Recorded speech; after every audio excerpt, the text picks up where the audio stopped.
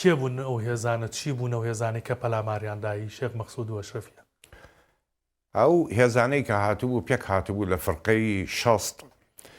فرقەی شەست سەرکردەکەی عەوادت جاسمە کە پێ وترێ ئەبوو قوتەی بەن من بجی.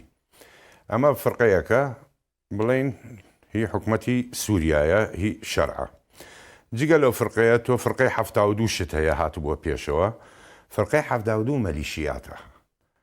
کۆنتڕۆڵی ناکرێتن.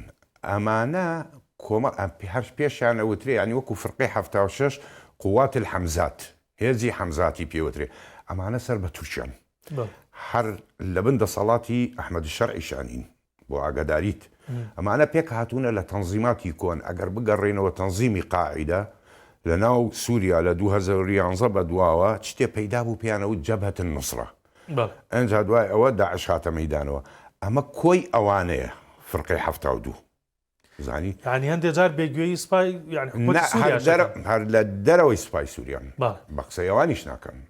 ئەمانە بە بڕیاری تورکیا جوودێنەوە فەرمانی ئەوان. ئەمانش بەشدار بوون لەو شەڕە. ئەمانش فرقەی 72 بەشدار بوو. ئەنجا فرقەی 76 دێتە پێشەوە.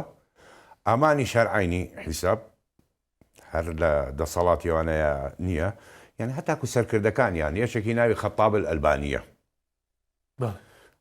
ئەنجا فرقەی 80 دیە. فرقەی 80 خالد عومەر سەرپەرشتیەکە. خالد عومەر ئەوە ئەفسەرێکی سوپای سووریای کۆنە انشقاقی کرد لە بەشار لەسەد کاتی خۆی بووە معارەزە ئەو سەرپەرشتی و فرقەیەکە.